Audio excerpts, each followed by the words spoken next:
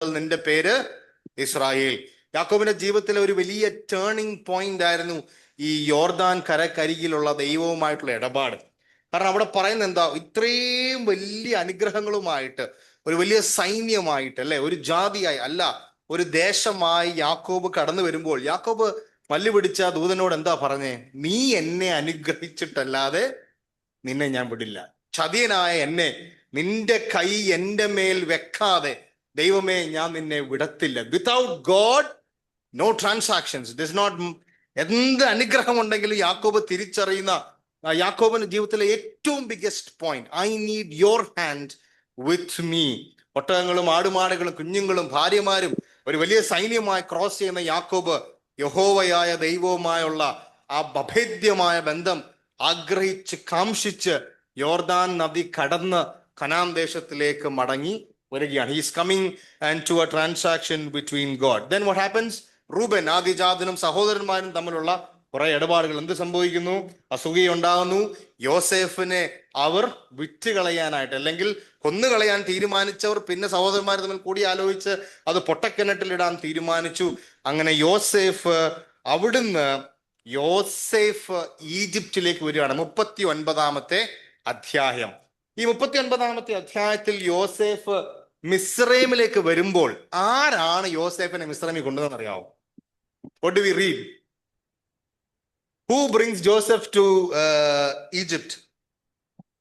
39 അധ്യായം. മനോജാൻ ഇന്ന് വളരെ വേഗത്തിൽ ചില വാക്യങ്ങൾ വായിക്കുന്നതായിരിക്കും. 39 അധ്യായം 1 വാക്യം, അവസാന ഭാഗം. അവനെ അവിടെ കൊണ്ടുവന്ന ഇസ്മായേലിയുടെ കയ്യിൽ നിന്ന് ഫറവോന്റെ ഒരു ഉദ്യോഗസ്ഥൻ. ഇസ്മായേലിയരുടെ ഫ്രം ദ ഹാൻഡ്സ് ഓഫ് ആരാ?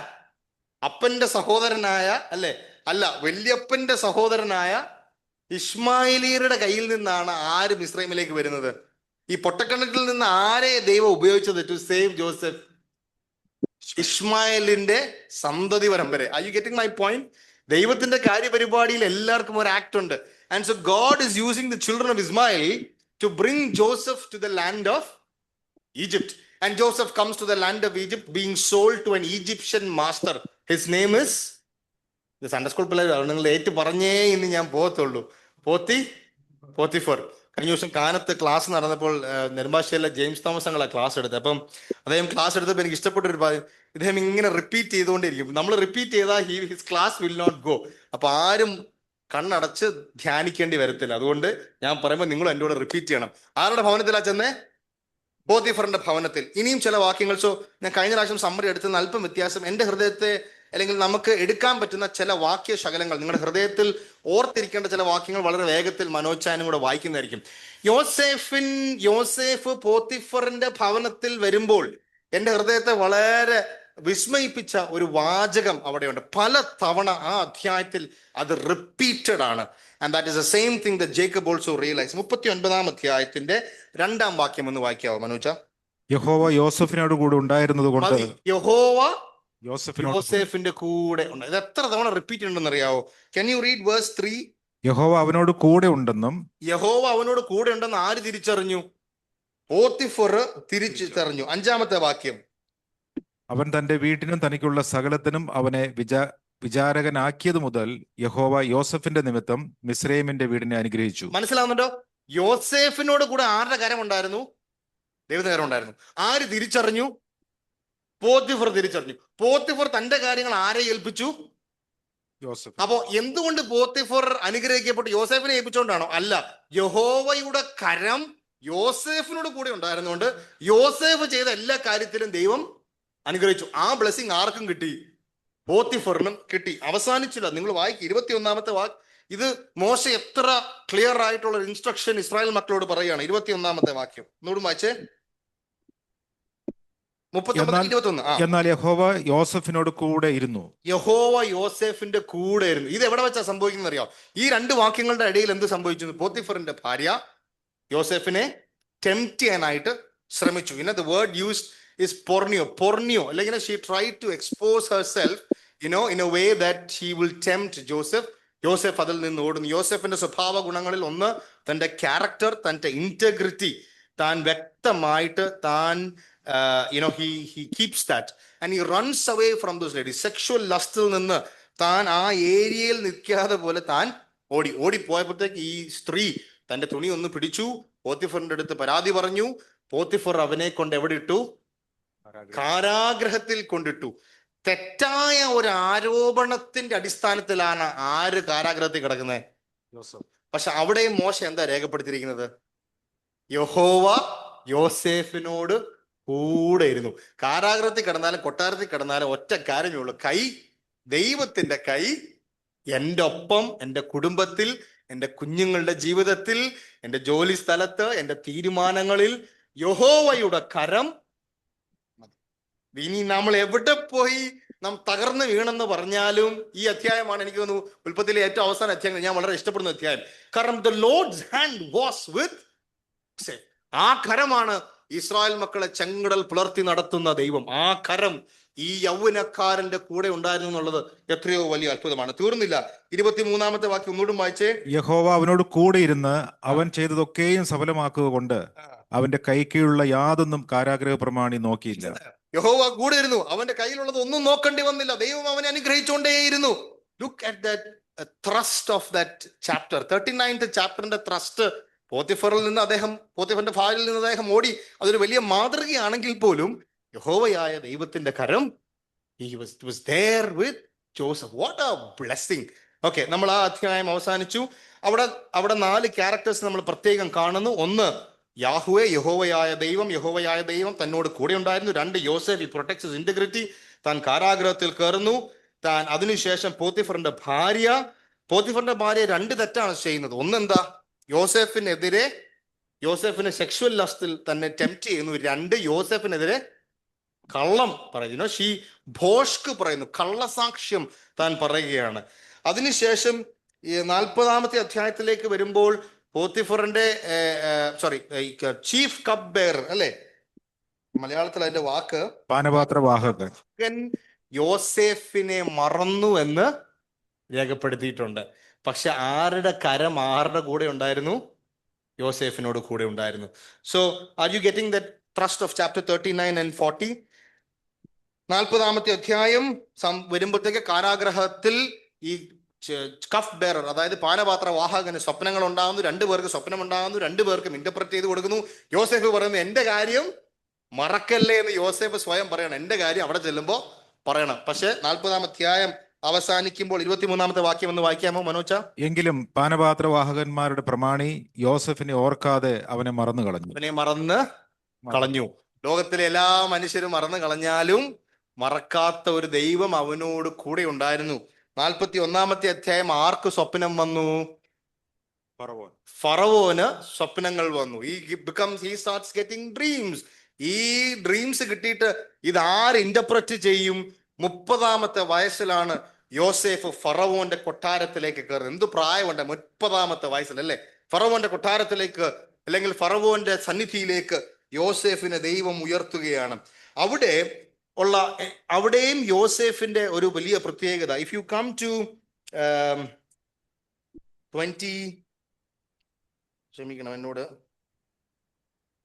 41-ാമത്തെ അധ്യായം 51-ാമത്തെ വാക്യം ഒന്ന് വായിക്കാം. 23-ാമത്തെ വാക്യം ഒന്ന് വായിക്കാമോ?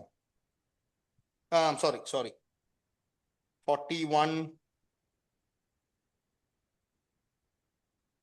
ഓക്കെ, 16-ാമത്തെ വാക്യം, ക്ഷമിക്കണം, 16-ാമത്തെ വാക്യം, 41:16. ഞാനല്ല, ദൈവം തന്നെ ഫറവോന് ശുഭമായ ഒരു ഉത്തരം നൽകും എന്ന് പറഞ്ഞു. സെക്ഷൻ മനസ്സിലായല്ലോ? ഞാൻ വളരെ വേഗത്തിൽ പോവാണ്. ഞാൻ ഈ വാക്യങ്ങൾ വായിക്കുന്നത് മനസ്സിൽ ഇരിക്കാൻ വേണ്ടിയാണ്. എന്താ സംഭവിച്ചത്? സ്വപ്നം വന്നപ്പോൾ ഫറവോന് ആരും ഇന്റർപ്രറ്റ് ചെയ്യാനില്ല, വ്യാഖ്യാനിക്കാൻ ആരുമില്ല. വ്യാഖ്യാനിക്കാനായിട്ട് ആരെ വിളിച്ചുകൊണ്ട് വന്നു? യോസേഫിനെ വിളിച്ചുകൊണ്ട് വന്നു. നീയാണോ സ്വപ്നം വ്യാഖ്യാനിക്കുന്നവൻ? യോസേഫിന്റെ മറുപടി എന്താ? ഞാനല്ല, ദൈവം നിനക്ക് വ്യാഖ്യാനിച്ച് തരട്ടെ. യോസേഫിന് അറിയാം, ദൈവം കൂടെ ഇല്ലെങ്കിൽ, ദൈവം വ്യാഖ്യാനിച്ച് തന്നില്ലെങ്കിൽ, ദൈവത്തിന്റെ സാന്നിധ്യം കൂടെ ഇല്ലെങ്കിൽ ഈ കാര്യം നടക്കത്തില്ല. അപ്പോൾ ഫറവോനോട് ദൈവം എന്ത് സംസാരിക്കാൻ ആഗ്രഹിച്ചോ അത് വ്യാഖ്യാനിച്ച് യോസേഫ് കൊടുത്തു. 41-ാം അധ്യായം അതിന്റെ 41-ാമത്തെ വാക്യം നമ്മൾ എന്താ വായിക്കുന്നത്? 41. ഇതാ മിസ്രയീം ദേശത്തിനൊക്കെയും ഞാൻ നിന്നെ മേലധികാരി ആക്കിയിരിക്കുന്നു എന്നും. യോസേഫ് സകല മിസ്രൈമിൽ നിന്നും ഫറവോന് 2-ാമനായി he becomes the prime minister, or he becomes the chief minister, or he becomes the main man in charge of the entire land of Egypt. At what age? At the age of 30. അല്പ ദിവസങ്ങൾക്ക് മുമ്പ് എവിടെ കിടന്നതാ? കാരാഗ്രഹത്തിൽ കിടന്ന. അല്പം വർഷങ്ങൾക്ക് മുമ്പ് എവിടെ കിടന്നതാ? പൊട്ടക്കിണറ്റിൽ കിടന്നതാ, അല്ലെ? ഇപ്പോൾ മിസ്രൈമിന്റെ നേതാവായി, മിസ്രൈമിന്റെ തലപ്പത്ത് വന്ന് യോസേഫ് ഇരിക്കുകയാണ്. അപ്പോ ഫറവോന്റെ വസ്ത്രമൊക്കെ പോലത്തെ വസ്ത്രമൊക്കെ ധരിച്ച് യോസേഫ് അവിടെ ഇരിക്കുകയാണ്. യോസേഫ് വന്ന വഴി മറന്നില്ല. യോസേഫ് മിസ്രൈമിനെ എങ്ങനെ കണ്ടു? 41 അധ്യായത്തിന്റെ 51 വാക്യം ഒന്ന് വായിച്ചേ. 2 മക്കൾ ഉണ്ടാകുകയാണ്. മക്കൾക്ക് പേരിടുമ്പോൾ ആ പേരിന്റെ അർത്ഥത്തിൽ യോസേഫ് ലോകത്തോട് വിളിച്ചു പറയുന്നു, മിസ്രൈം എന്റെ ദേശമല്ല. 51 വായിച്ചേ. എന്റെ സകല കഷ്ടതയും എന്റെ പിതൃഭവനമൊക്കെയും ദൈവം എന്നെ മറക്കുമാറാക്കി എന്ന് പറഞ്ഞ് യോസേഫ് തന്റെ ആദ്യജാതന് മനശ്ശെ എന്ന് പേരിട്ടു. എല്ലാ കഷ്ടതയും യോസേഫ് ഇവിടെ വെച്ച് മറങ്ങുകയാണ്. സുഖജീവിതത്തിലേക്ക്, ഉത്തരവാദിത്തമുള്ള അധികാരത്തിൽ യോസേഫിനെ തന്റെ ചെറുപ്പത്തിൽ കണ്ട സ്വപ്നതുല്യമായ ദൈവം കൊടുത്ത പ്രവചനം ഇവിടെ നിവൃത്തിയാകാണ്.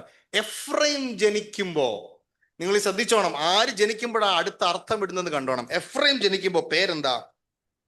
52 വാക്യം. സങ്കടദേശത്ത് ദൈവം എന്നെ വർദ്ധിപ്പിച്ചു എന്ന് പറഞ്ഞ് രണ്ടാമത്തവൻ എഫ്രൈം എന്ന് പേരിട്ടു. എഫ്രൈം എന്ന് പേരിട്ടു. എഫ്രൈമിന് പേരിട്ടപ്പോൾ എന്താ അർത്ഥം? അർത്ഥത്തിന്റെ ഗാംഭീര്യത നിങ്ങൾ മനസ്സിലാവുന്നുണ്ടോ?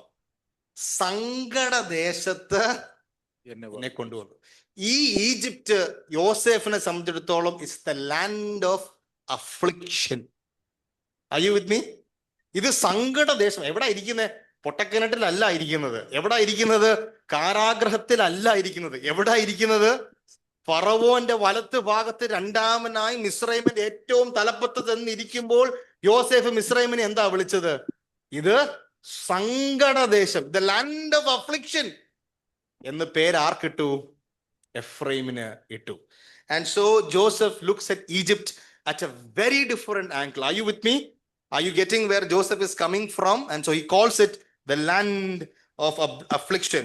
ഫറവോനെ സംബന്ധിച്ചിടത്തോളം യോസേഫിന് ലഭിച്ച ആ വ്യാഖ്യാനം ഫറവോന് ലഭിക്കുകയും ഈ വ്യാഖ്യാനം 7 വർഷം സമൃദ്ധി, 7 വർഷം ക്ഷാമം, കഠിന ക്ഷാമം, ആ കാര്യങ്ങൾ മുഴുവൻ ക്രമീകരിക്കാൻ ഫറവോൻ യോസേഫിനെ ഏൽപ്പിക്കുകയാണ്. And then we come to chapter 42. എന്തുകൊണ്ട് യോസേഫിനെ മിസ്രൈമിൽ കൊണ്ടുവന്നു എന്നുള്ളത് യോസേഫിന് തെളിവായി വരുവാൻ പോവുകയാണ്. മിസ്രൈമ്യർക്ക് തെളിവായി വരുവാൻ പോവുകയാണ്. 42 അധ്യായത്തിൽ എന്ത് സംഭവിച്ചു? മിസ്രൈമിൽ ധാന്യമുണ്ടെന്ന് യാക്കോബ് അറിഞ്ഞപ്പോൾ തന്റെ പുത്രന്മാരോട്, നിങ്ങൾ തമ്മിൽ നോക്കി നിൽക്കുന്നത് എന്ത്? മിസ്രൈമിൽ ധാന്യമുണ്ട്, അവിടെ ചെന്ന് പൈസ കൊടുത്ത് ആഹാരം മേടിക്കുക. അങ്ങനെ ഈ സഹോദരന്മാരെല്ലാരും കടന്ന് വരികയാണ്. ആ അധ്യായം അവസാനിപ്പിക്കുമ്പോൾ കഠിന ക്ഷാമം ഉണ്ടായെന്നാ പറയുന്നത്. 43 അധ്യായത്തിന്റെ ഏറ്റവും ആദ്യത്തെ വാക്യം എങ്ങനെയാ? എന്നാൽ ക്ഷാമം ദേശത്ത് കഠിനമായി തീർന്നു. അല്ലെ, ക്ഷാമം കഠിനമായി തീർന്നു. സോ ആദ്യം യാക്കോബ് എന്തിനാ വിടുന്നത്? ധാന്യം കുറഞ്ഞു പോകുന്നു എന്ന് കണ്ട് യാക്കോബ് സഹോദരന്മാരെ വിടുകയാണ്. സഹോദരന്മാരെല്ലാം കൂടെ ആരെടുത്ത് വന്നു? യോസേഫിന്റെ അടുക്കൽ വന്നു. ആരെ തിരിച്ചറിഞ്ഞു? ആദ്യം യോസേഫിനെ തിരിച്ചറിഞ്ഞു. യോസേഫ് മിണ്ടുന്നുണ്ടോ? ഒരു കാര്യമുണ്ട്, യോസേഫിന്റെ സഹോദരന്മാരാണെന്ന് മനസ്സിലായി. വന്ന പൈസയ്ക്ക് അവരെത്ര പേര് വന്നു? ഈ സഹോദരന്മാരെന്താ ആദ്യം പറഞ്ഞ സാക്ഷ്യം?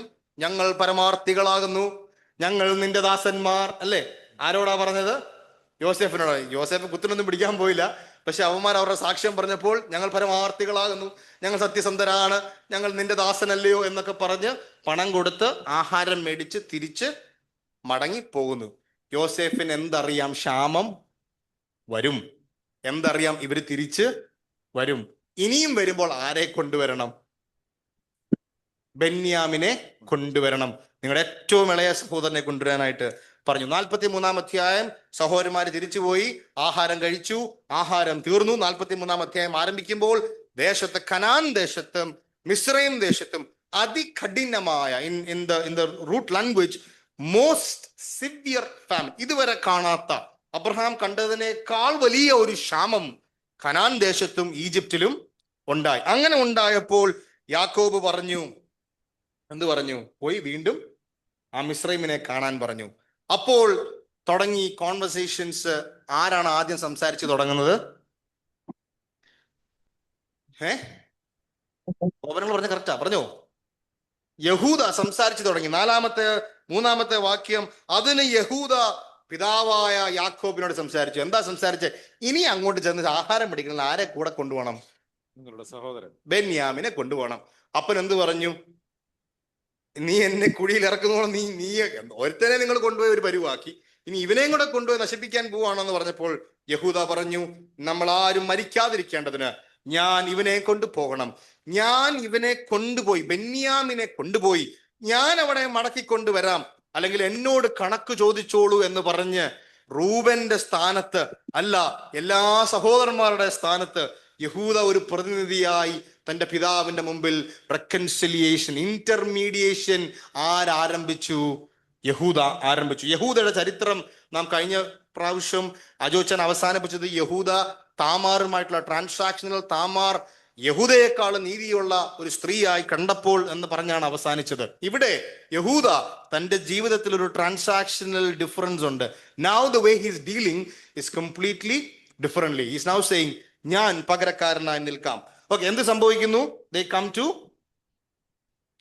43-ന്റെ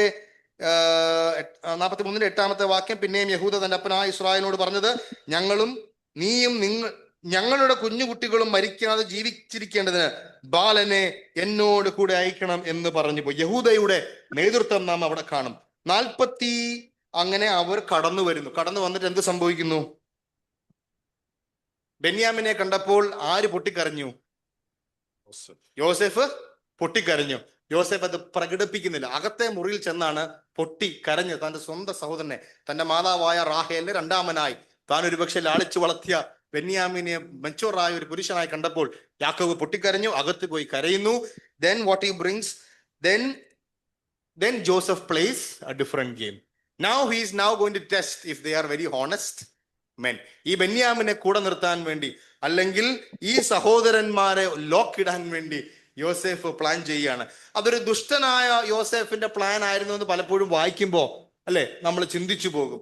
പക്ഷേ ദൈവത്തിന്റെ കാര്യപരിപാടിയിൽ ആ ട്രാൻസാക്ഷൻ സംഭവിക്കുമ്പോൾ the way everyone deals with it deals in a way that somebody steps up for somebody. And look at 44 ചാക്കില് ആരുടെ ചാക്കിലെ വെള്ളിപ്പാത്രം ഇട്ടത്? ഷിമയോൻ അല്ലെ? ഷിമയോന്റെ ചാക്കിലാണ്, ബെന്യാമിന്റെ ചാക്കിലാണ് വെള്ളിപ്പാത്രം ഇട്ടത്. അപ്പോ യോസെഫ് പ്ലാൻ ചെയ്യുന്നു, മുന്നോട്ട് പോകുന്നു, ബെന്യാമിനെ പിടിക്കുന്നു, ബെന്യാമിന്റെ ചാക്ക് തുറക്കുന്നു. ചാക്ക് തുറന്നപ്പോൾ വെള്ളിപ്പാത്രം കണ്ടു. എന്താ സംഭവിച്ചത്? ഞാൻ ഇവനെ, നിങ്ങൾ ഇത്രയും നെറിയേട് കാണിച്ചോ എന്നാണ് യോസെഫ് അവിടെ ചോദിച്ചത്. Why did you do this to me? ഞാനല്ലേ നിങ്ങൾക്ക് ആഹാരം തന്ന് എന്ന് ചോദിച്ചു. അപ്പോൾ യൂദ സത്യമായിട്ട് എന്താ വിചാരിച്ചേ? ബെന്യാമിൻ ഇത് മോഷ്ടിച്ചോണ്ട് വന്നു എന്നുള്ളതാണ് അല്ലേ വിചാരിച്ചത്.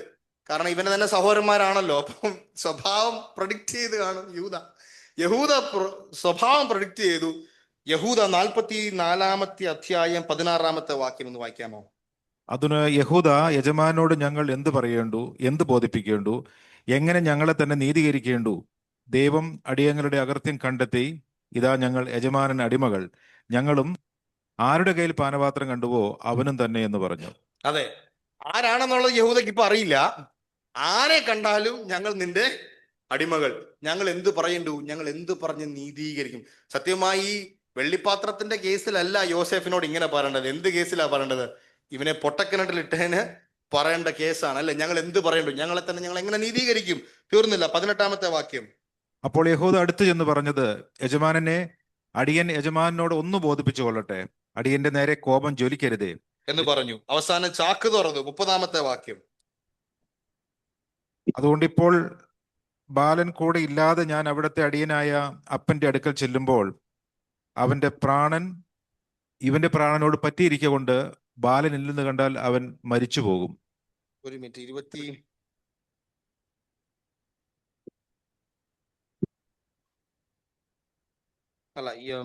ഞാൻ ആ വാക്യം എഴുതി തെറ്റിപ്പോയെന്ന് തോന്നുന്നു.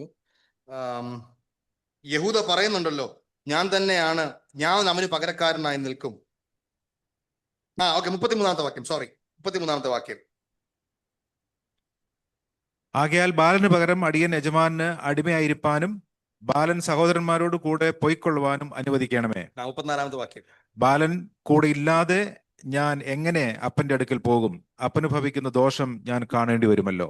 യഹൂദയുടെ ഈ ട്രാൻസാക്ഷനിൽ രണ്ട് കാര്യങ്ങളാണ്. ഒന്ന്, ഇവൻ ചെയ്ത കുറ്റം, അല്ലെ, ബെന്യാമിൻ ചെയ്ത തെറ്റ്. ബെന്യാമിൻ ചെയ്തിട്ടുണ്ടോ? ബെന്യാമിൻ ചെയ്തിട്ടില്ല. പക്ഷെ ബെന്യാമിൻ ചെയ്തു എന്ന് പിടിക്കപ്പെട്ടു, അല്ലെ? അതൊരു കള്ളസാക്ഷ്യമാണ്. ലൈക്ക് ബെന്യാമിൻ was caught with silver sack. ബെന്യാമിൻ ചെയ്ത കുറ്റം ആരേറ്റെടുത്തു? ഏറ്റെടുത്തു. ശിക്ഷ ആരേറ്റെടുത്തു? യഹൂദ ഏറ്റെടുത്തു. രണ്ട്, അപ്പനോടുള്ള വാക്ക്. തന്റെ പിതാവിനോട് താനാണ് പറഞ്ഞത്, ഞാൻ ഇവനെ തിരികെ കൊണ്ടുവരാം. അതുകൊണ്ട് യോസേഫെ, നീ എന്നെ പിടിച്ചു കൊല്ലേണ്ടി വന്നാലും, ഞാൻ അടിമയായി വന്നാലും അവനെ വിട്ടയക്കണം. യഹൂദ സഹോദരന്മാരുടെ റെക്കൺസിലിയേഷനിൽ താൻ മുൻപേ ഇറങ്ങി, അല്ലെ? എത്ര രസകരമായിട്ടാണ് ഈ ഗോത്രം സിംഹമായി, ഈ ഗോത്രത്തിന്റെ സിംഹമായി ക്രിസ്തു എന്ന ദൈവത്തിന്റെ പുരുഷൻ മനുഷ്യരുടെ ഇടയിലേക്ക് നമുക്ക് പ്രതിനിധിയായിട്ട് ഇറങ്ങി വരുന്നത്, അല്ലെ? And so ജൂഡ stands in reconciliation for his entire brotherhood. And so Joseph ഇത് കണ്ടപ്പോൾ, ഈ സ്വഭാവമാറ്റം കണ്ടപ്പോൾ, ഈ യഹൂദയുടെ ഈ ട്രാൻസാക്ഷൻ കണ്ടപ്പോൾ, 45-ാമത്തെ 1-ാമത്തെ വാക്യം, അപ്പോൾ ചുറ്റും നിൽക്കുന്നവരുടെ മുൻപിൽ തന്നെ താൻ അടക്കുവാൻ വയ്യാതെ എല്ലാവരെയും എൻ്റെ അടുക്കൽ നിന്ന് മാറ്റിക്കളഞ്ഞ് സഹോദരന്മാരെ തന്റെ മാറോട് യോസേഫ് ചേർത്തു. And Joseph finally brings dum close. ആ സമയത്ത് സഹോദരന്മാർ കുറ്റമേറ്റു പറയുന്നുണ്ട്. കുറ്റമേറ്റു പറയുമ്പോൾ ഞാൻ അവിടെ വിചാരിക്കുകയാണ്, യോസേഫിന്റെ ഒരു കംപ്ലീറ്റ് ക്യാരക്ടർ ഈ ട്രാൻസാക്ഷനിലെല്ലാം. ഒരു മനുഷ്യന്റെ സ്വഭാവം അറിയണമെങ്കിലുണ്ടല്ലോ, ഓരോ ട്രാൻസാക്ഷൻ എടുത്ത് നോക്കിയാൽ മതി. ഈ ട്രാൻസാക്ഷനിൽ സഹോദരന്മാരോട് ക്ഷമ പറയാൻ വന്ന സഹോദരന്മാരോട് യോസേഫ് എങ്ങനെയാണ് ആ ട്രാൻസാക്ഷനെ നോക്കിയത്? 45-ാമത്തെ വാക്യം. Can you read 5 and 6? എന്നെ ഇവിടെ വിറ്റതുകൊണ്ട് നിങ്ങൾ വ്യസനിക്കേണ്ട, വിഷാദിക്കുകയും വേണ്ട. ജീവരക്ഷയ്ക്കായി ദൈവം എന്നെ നിങ്ങൾക്ക് മുമ്പേ അയച്ചതാകുന്നു. രക്ഷയ്ക്കായി ദൈവം എന്നെ നിങ്ങൾക്ക് മുൻപായി ഇവിടെ കൊണ്ടെത്തിച്ചു, അല്ലെ? അതുകൊണ്ട് നിങ്ങൾ എന്ത് ചെയ്യേണ്ട? വിഷമിക്കുകയും വേണ്ട, നിങ്ങൾ സങ്കടപ്പെടുകയും വേണ്ട, ഒരു പ്രയാസവും പെടണ്ട. നമ്മൾ വല്ല ആയിരുന്നെങ്കിൽ എന്ത് പറഞ്ഞേനെ? ശരിയായ ദൈവം എന്നെ കൊണ്ടുവന്ന, പക്ഷെ നിന്റെയൊക്കെ സ്വഭാവം, രണ്ട് വർത്താനം പറയാൻ ഞാൻ നോക്കിയിരിക്കുകയായിരുന്നു. എത്ര പൊട്ടക്കിണറ്റ് കിടന്നപ്പോ എല്ലാത്തിനും, അല്ലേ നമ്മൾ എങ്ങനെ റെസ്പോണ്ട് ചെയ്തേനെ?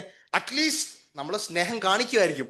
പക്ഷെ ആദ്യം രണ്ട് വർത്താനം പറഞ്ഞിട്ട്, അല്ലേ, ആദ്യം രണ്ട് വർത്താനം പറഞ്ഞ് രണ്ട് ചൂടായി, കുറച്ച് ദേഷ്യമൊക്കെ പിടിച്ച് മോഹമൊക്കെ ഒന്ന് ഇടിപ്പിച്ച് നമ്മൾ പറഞ്ഞു, നിന്റെയൊക്കെ സ്വഭാവം, പോട്ടെ, വിട്ടേക്കാം. അങ്ങനെ നിങ്ങൾ വിഷാദിക്കണ്ട, നിങ്ങൾ വിഷമിക്കണ്ട, ദൈവം നിങ്ങൾക്ക് മുൻപായി എന്നെ ഇവിടെ കൊണ്ടുവന്നു. 6-ാമത്തെ വാക്യം. ദേശത്ത് ക്ഷാമമുണ്ടായി ഇപ്പോൾ 2 സംവത്സരമായി, ഉഴുവും കൊഴുത്തുമില്ലാത്ത 5 സംവത്സരം ഇനിയും ഉണ്ട്. യോസേഫ് തന്റെ സഹോദരന്മാർ തന്നോട് ചെയ്തതിന് പകരം ചോദിക്കാതെ, സഹോദരന്മാരെ, ഇനിയും 5 വർഷത്തെ പട്ടിണിയുണ്ട്, 5 വർഷത്തെ ക്ഷാമമുണ്ട്, നിങ്ങളും നിങ്ങളുടെ കുഞ്ഞുങ്ങളും കഴിച്ച് ദൈവം നമ്മുടെ പിതാക്കന്മാർക്ക് കൊടുത്ത വാഗ്ദത്തം നിവർത്തിക്കേണ്ടതിന് ദൈവം എന്നെ നിങ്ങൾക്ക് മുൻപായി അയച്ചു. അതുകൊണ്ട് നിങ്ങൾ പോവുക, നമ്മുടെ പിതാവിനെ വിളിച്ചുകൊണ്ട് ഇവിടെ മടങ്ങി വരിക. ദേശത്തിന്റെ ഏറ്റവും നല്ല ഭാഗത്ത് ഞാൻ നിങ്ങളെ താമസിപ്പിക്കാമെന്ന് പറഞ്ഞ് യോസേഫ് ധൈര്യത്തോടെ തന്റെ സഹോദരന്മാരെ വിടുകയാണ്. ഈ സഹോദരന്മാർ ഇതൊക്കെ കേട്ടിട്ട് പോയെങ്കിൽ ഉള്ളിന്റെ ഉള്ളിൽ അവർക്ക് ഇപ്പോഴും സംശയം ഉണ്ടായിരുന്നു. ആ സംശയം 50-ാം അധ്യായത്തിന്റെ അവസാന ഭാഗത്ത് വരുന്നുണ്ട്. അത് നമുക്ക് പിന്നീട് ആലോചിക്കാം. പക്ഷേ യോസേഫിന്റെ ഫൊർഗീവ്നെസ്, യോസേഫിന്റെ റെക്കൺസിലിയേഷൻ സത്യമായിരുന്നു എന്നുള്ളത് പിന്നീടാണ് സഹോദരന്മാർ തിരിച്ചറിയുന്നത്. But Joseph did it out of his heart. ചെന്ന് യാക്കോബിനെ വിളിക്കുകയാണ്. യാക്കോബിനോട് പറയുമ്പോൾ എന്താ സംഭവിക്കുന്നത്? 45-ാമത്തെ ഭാഗം അവസാനത്തെ 27-ാമത്തെ വാക്യം വായിക്കാവോ? യോസഫ് തങ്ങളോട് പറഞ്ഞ വാക്കുകളൊക്കെയും അവർ അവനോട് പറഞ്ഞു. തന്നെ കയറ്റിക്കൊണ്ടുപോകുവാൻ യോസഫ് അയച്ച രഥങ്ങളെ കണ്ടപ്പോൾ അവരുടെ അപ്പനായ യാക്കോബിന് വീണ്ടും ചൈതന്യം വന്നു. മതി, എന്റെ മകൻ യോസഫ് ജീവിച്ചിരിക്കുന്നു, ഞാൻ മരിക്കും മുമ്പേ അവനെ പോയി കാണും എന്ന് ഇസ്രായേൽ പറഞ്ഞു. വൃദ്ധനായ യാക്കോബിന്റെ അടുക്കലേക്ക് ക്ഷാമം വന്ന് 2 വർഷം കഴിഞ്ഞതിന് ശേഷം പട്ടിണി കിടന്ന് സഹോദരന്മാർ തിരികെ വരുമ്പോൾ യോസേഫ് മരിച്ചുപോയി എന്ന് കരുതിയ പിതാവ് വൃദ്ധനായ യാക്കോബിന്റെ ആത്മാവ് ചൈതന്യപ്പെട്ടു. He realized and he comes to life and he says, ക്ഷാമം ഉണ്ടെങ്കിലും ഇല്ലെങ്കിലും കുഴപ്പമില്ല, എന്റെ മോനെ എനിക്കൊന്ന് കാണണം. ഒരു പിതാവിന്റെ സ്നേഹം. യാക്കോബ് ചൈതന്യപ്പെട്ടു. 46-ാമത്തെ അധ്യായം ആരംഭിക്കുമ്പോൾ ഇസ്രായേൽ തന്റെ യാത്ര മിസ്രൈമിലേക്ക് താഴോട്ട് താൻ യാത്ര ആരംഭിക്കുമ്പോൾ താൻ ബെർഷീബയിൽ കടന്നു വന്ന് യാഗമർപ്പിച്ച് ആരാധന അർപ്പിച്ച് ദൈവത്തോട് സംസർഗം പുലർത്തിയ അനുവാദം ചോദിച്ചിട്ടാണ് മിസ്രൈമിലേക്ക് പോകുന്നത്. 46-ാം അധ്യായത്തിന്റെ 2-ാമത്തെ വാക്യം. ദൈവം ഇസ്രായേലിനോട് രാത്രി ദർശനം. 1-ാമത്തെ വാക്യം വായിക്കാമോ? അനന്തരം ഇസ്രായേൽ തനിക്കുള്ള സകലവുമായി യാത്ര പുറപ്പെട്ടു ബേർഷേവയിലെത്തി തന്റെ പിതാവായ ഇസ്ഹാക്കിന്റെ ദൈവത്തിന് യാഗം കഴിച്ചു. 3-ാമത്തെ വാക്യം. അപ്പോൾ അവൻ, ഞാൻ ദൈവമാകുന്നു, നിന്റെ പിതാവിന്റെ ദൈവം തന്നെ. മിസ്രൈമിലേക്ക് പോകുവാൻ ഭയപ്പെടേണ്ട, അവിടെ ഞാൻ തന്നെ വലിയ ജാതിയാക്കുമെന്ന് അരുളി ചെയ്തു. മതിച്ച. അപ്പം വൃദ്ധനായ യാക്കോബ് പേടിച്ച് വിറച്ച്, അല്ലെങ്കിൽ വൃദ്ധനായി നടക്കാൻ യാത്ര, ഇത്രയും വലിയ യാത്ര ചെയ്യണം, വളരെ വാർദ്ധക്യമായി 120-127 വയസ്സെങ്ങാണ്ടായി യാക്കോബിന് ഈ സമയത്ത്. എക്സാക്ട് കണക്ക് ഞാൻ എടുത്തില്ല, but something around that time. And so Jacob is doing his journey. ആ യാത്ര ചെയ്യുമ്പോൾ ഈ വൃദ്ധനായ മനുഷ്യന്റെ വളരെ ഈ ഇത്രയും ദീർഘമായ യാത്ര ചെയ്ത് പോകാനായി തീരുമാനിക്കുന്ന യാക്കോബ് വന്ന് ദൈവത്തിന്റെ സന്നിധി യാഗമർപ്പിക്കുന്നു, ആരാധിക്കുന്നു, എല്ലാം ചെയ്യുന്നു. അവിടെ ദൈവം എങ്ങനെയാണ് ഒരു വൃദ്ധനായ മനുഷ്യനോട് ഇടപെട്ടതെന്ന് നിങ്ങളൊന്ന് ശ്രദ്ധിച്ചു നോക്കിയേ. ദൈവം എന്താ പറഞ്ഞേ? യാക്കോബേ, ഞാൻ ദൈവമാകുന്നു, നിന്റെ പിതാവിന്റെ ദൈവമാകുന്നു. യാക്കോബേ യാക്കോബേ യാക്കോബേ യാക്കോബേ എന്ന് വിളിച്ചതിന് ഞാൻ ഇതാ എന്ന് പറഞ്ഞു. അപ്പോൾ അവൻ, ഞാൻ ദൈവമാകുന്നു, നിന്റെ പിതാവിന്റെ ദൈവം തന്നെ. മിസ്രൈമിലേക്ക് പോകുവാൻ ഭയപ്പെടണ്ട. അല്ലേ? മിസ്രൈമിലേക്ക് പോകുവാൻ ഭയപ്പെടണ്ട. The tenderness with which God deals with his people. അല്ലേ? കപ്പാസിറ്റി ഉണ്ടായി, ശക്തി ഉണ്ടായി, ബലമുണ്ടായിരുന്ന യാക്കോബിന്റെ അടുത്ത് എന്ത് ചെയ്യാനാ ദൈവം വന്നത്? മല്ല് പിടിക്കാനാ? അല്ലേ? ഇതൊക്കെ ട്രാൻസാക്ഷൻ മല്ല് പിടിക്കാനാ വന്നത്. വൃദ്ധനായ, ഭയപ്പെട്ട് നിൽക്കുന്ന, പേടിച്ച് നിൽക്കുന്ന ഈ യാക്കോബിന്റെ അടുക്കിലേക്ക് ദൈവം എത്ര ടെൻഡർ വോയിസിൽ, എത്ര ശാന്തമായി ആ മനുഷ്യനോട് ചെന്ന് പറയാണ്, വൃദ്ധ ഇസ്രായേലേ, നീ ഭയപ്പെടണ്ട, മിസ്രൈമിലേക്ക് പോകേണ്ടത് എൻ്റെ കാര്യപരിപാടിയാണ്, അതുകൊണ്ട് നീ ധൈര്യമായിട്ട് പോകുക. തീർന്നില്ല, വാഗ്ദത്തം വീണ്ടും താൻ കൊടുക്കുകയാണ്. നിന്നെ വലിയ ജാതിയാക്കും, ഞാൻ നിന്നോട് കൂടെ മിസ്രൈമിലേക്ക് പോരും, ഞാൻ നിന്നെ മടക്കി വരുത്തും. എങ്ങനെയാ മടക്കി വരുന്നത്? അതും പറഞ്ഞിട്ടില്ല. അടുത്ത വാചകത്തിലാണ് പറഞ്ഞത്, യോസേഫ് സ്വന്തം കൈ കൊണ്ട് നിന്റെ കണ്ണടയ്ക്കുമെന്ന് അല്ല. ഓ, ഞാൻ വിചാരിക്കുകയാണ്, ഞാൻ ഈ ഭാഗം എനിക്കൊന്ന് അജോച്ചാനാ എടുത്തത്. I don't know who took that portion. പക്ഷെ you look at how god comes and talks to an old man. എന്താ പറഞ്ഞേ? എടാ, ഞാൻ നിന്റെ കൂടെയുണ്ട്, നീ ഇപ്പൊ മിസ്രൈമിലേക്ക് പോ, തീർന്നില്ല, നീ അവിടെ ചെന്ന് വലിയ ജാതിയാകും, തീർന്നില്ല, ഞാൻ നിന്നോട് കൂടിയുണ്ട്, തീർന്നില്ല, ഞാൻ നിന്നെ കൊണ്ടുവരും, തീർന്നില്ല, നിന്റെ മകൻ യോസേഫ് നിന്റെ കണ്ണ്. അല്ലേ? എല്ലാ പിതാക്കന്മാരും വൃദ്ധന്മാരും പ്രായമാകാൻ പോകുന്ന നമ്മളും കേൾക്കുവാൻ ആഗ്രഹിക്കുന്നവര്, അല്ലേ? ദൈവം ഒരു സമാപ്തി വരുത്തുവാൻ പോകുന്ന, എൻ്റെ ജീവിതം പര്യവസാനിപ്പിക്കുമ്പോൾ, എൻ്റെ ജീവിതങ്ങൾ കണ്ണടയ്ക്കുവാൻ പോകുന്നതിന് തൊട്ട് മുൻപ് ദൈവം വന്ന് എന്തോ ടെൻഡറായിട്ടാണ് ഈ യാക്കോബിനോട് ഇടപെടുന്നത്. അല്ലേ? എത്ര ടെൻഡറായിട്ടാണ് ഇടപെടുന്നത്. യോസേഫിന്റെ ടെൻഡർനെസ്സിനേക്കാൾ എത്രയോ വലിയ ടെൻഡർനെസ് ആണ്. അവൻ നിന്റെ കണ്ണടയ്ക്കും, യാക്കോബേ, നീ ധൈര്യമായി പോകൂ, ഞാൻ നിന്നോട് കൂടെയുണ്ട്, നിന്നെ അവർ മടക്കി വരുത്തും. എന്താ സംഭവിക്കുന്നത്? യാക്കോബ് ജീവനോടെ എല്ലാം മടക്കി വരുത്തുന്നത്. യോസേഫ് കണ്ണുകളെ അടച്ച് തൻ്റെ അസ്ഥികളെ കൊണ്ടാണ് ഒരു വലിയ സമൂഹമായി അവർ കനാനിലേക്ക് വന്ന് മക്പലയിൽ തൻ്റെ പിതാവിനെ അടക്കുന്നത്. So you look at how god is walking and holding. സങ്കീർത്തനത്തിൽ എങ്ങനെയാ വാക്യം? ഞാൻ നിന്റെ വലങ്കൈക്ക് പിടിച്ചിരിക്കുന്നു, പിന്നത്തേതിൽ മഹത്വത്തിലേക്ക്. അല്ലേ? എത്ര ബ്യൂട്ടിഫുൾ ആയിട്ടാണ് ഇസ്രായേൽ മക്കൾ അത് എഴുതി വെച്ചിരിക്കുന്നത്. ദാവീദ് അത് എഴുതി വെച്ചിരിക്കുന്നത് എങ്ങനെയാ? ഈ പിതാവായ യാക്കോബിനോടും അവരുടെ പിതാക്കന്മാരോടും ദൈവം കൂടെ നടന്ന് അവരെ മഹത്വത്തിലേക്ക് പ്രവേശിപ്പിക്കുകയാണ്. What beautiful. 46-ാം അധ്യായം മടങ്ങി. Sorry, I didn't want to spend so much time, but coming down, Jacob blesses Pharaoh. 47-ാമത്തെ അധ്യായം 10-ാമത്തെ വാക്യം. അതിനു മുൻപ് എത്ര പേരാ? How many of you remember? എത്ര പേര് വന്നു യാക്കോബിന്റെ കൂടെ? 70. എത്ര പേര് യാക്കോബിന്റെ കൂടെ വന്നു? കണക്ക് തെറ്റല്ലേ? 70 മൈനസ് 4 എത്ര പേര്? യോസേഫ്, യോസേഫിന്റെ ഭാര്യ, എഫ്രൈമും മനശ്ശെയും, 4 പേര്. എത്ര പേര് യാക്കോബിന്റെ കൂടെ വന്നു? 66 പ്ലസ് 4 70 പേര് ഇസ്രായേൽ മക്കൾ, അബ്രഹാമിന്റെ സന്തതി, ഇസഹാക്കിന്റെ സന്തതി. ആ 70 അവിടെയുള്ള പുത്രന്മാരുടെ വംശാവലി 46-ാമത്തെ അധ്യായത്തിൽ രേഖപ്പെടുത്തിയിട്ടുണ്ട്. മോശ എത്ര കെയർഫുൾ ആയിട്ടാണ് അത് എഴുതുന്നത്. എന്തിനാ? കാരണം പുറപ്പാട് പുസ്തകത്തിലേക്ക് വരുമ്പോൾ ഈ പുത്രന്മാര് തന്നെയാണ്, അവരുടെ സന്തതി പരമ്പരകളാണ് 430 വർഷം കഴിഞ്ഞ് എവിടെ പ്രവേശിക്കുന്നത്? കനാനിലേക്ക് മടങ്ങി Are you with me? So he's recording the genealogy very clearly. ഒരു മനുഷ്യനും പിന്നീട് in the writing of Moses, it is also absolutely clear. Okay, moving forward. 47-ാം അധ്യായം. യോസേഫ് തന്റെ സഹോദരന്മാരെയും പിതാവിനെയും സ്വീകരിക്കുന്നു, കെട്ടിപ്പിടിച്ച് ചുംബനം ചെയ്യുന്നു. ഫറവോന്റെ അടുക്കലേക്ക് ഒരു വൈസ് പ്ലാൻ, ഒരു ബുദ്ധിപരമായ പദ്ധതി കൊണ്ട് യോസേഫ് പോവുകയാണ്. ഈ പ്ലാനിന്റെ എല്ലാം ഡ്രൈവർ, ആ ഡ്രൈവർ സീറ്റിൽ ഇരിക്കുന്നത് യോസേഫാണ്. ദൈവമാണ് ഇത് മുഴുവൻ നടത്തുന്നെങ്കിലും അതിന്റെ ഡ്രൈവർ സീറ്റിൽ അതിന്റെ പ്ലാൻ, അതിന്റെ പദ്ധതി, ഇത് എങ്ങനെ വരണം, അവരെ എവിടെ താമസിപ്പിക്കണം, ഗോഷേൻ കൊടുക്കണം, ഫറവോനോട് ഞാൻ എന്ത് ചെന്ന് പറയും, അവന്മാരെന്ത് വന്ന് പറയണം, അല്ലെ, സഹോദരന്മാരെന്ത് വന്ന് പറയണം, ഇതെല്ലാം പ്ലാൻ ചെയ്യുന്നത് യോസേഫാണ്. വളരെ കെയർഫുൾ ആയിട്ട് ഒരു അഡ്മിനിസ്ട്രേറ്റീവ് ചോയ്സ് അദ്ദേഹം എടുക്കുകയാണ്. ആൻഡ് ഹി സേസ്, എൻ്റെ സഹോദരന്മാരെല്ലാം ആട്ടിടയന്മാരാണ്. സഹോദരന്മാർ, നിങ്ങൾ ഫറവോൻ ചോദിക്കും എന്താ നിന്റെ പണിയും ചോദിച്ചാൽ, ഞങ്ങളെല്ലാം നിന്റെ ദാസന്മാർ, ഞങ്ങളെല്ലാം നിന്റെ ആട്ടിടയന്മാർ. അങ്ങനെ ഫറവോൻ യോസേഫ് ചെയ്ത പ്ലാനിനനുസരിച്ച് തന്നെ ഗോഷേൻ ദേശം, യോസേഫിന് ഏത് ദേശമാ, ഈജിപ്തിന്റെ ഏത് ഭാഗമാ ഫറവോൻ കൊടുത്തത്? മുഴുവനും കൊടുത്തു. നിനക്ക് എന്ത് വേണം ചൂസ് ചെയ്തോളാൻ പറഞ്ഞു. But Joseph was clear, he wants Goshen. അങ്ങനെ ഗോഷേൻ ദേശമാണ് ഫറവോൻ തന്റെ സഹോദരന്മാർക്ക് കൊടുത്തു. 47-ാം അധ്യായത്തിന്റെ 10-ാമത്തെ വാക്യം. യാക്കോബ് ഫറവോനെ പിന്നെയും അനുഗ്രഹിച്ചു, ഫറവോന്റെ സനയിൽ നിന്ന് പോയി. അനന്തരം യോസഫ് തന്റെ അപ്പനെയും മതി. അപ്പോ ഫറവോനെ കാണാനായിട്ട് യാക്കോബ് വരുന്നു. വൃദ്ധനായ യാക്കോബിനെ ഫറവോൻ ബഹുമാനിക്കുന്നു. വൃദ്ധനായ യാക്കോബിനെ തന്റെ സന്തതി പരമ്പരയും ഫറവോൻ ആ ദേശത്ത് ജീവിക്കാൻ അനുവദിക്കുന്നു. അല്ലേ?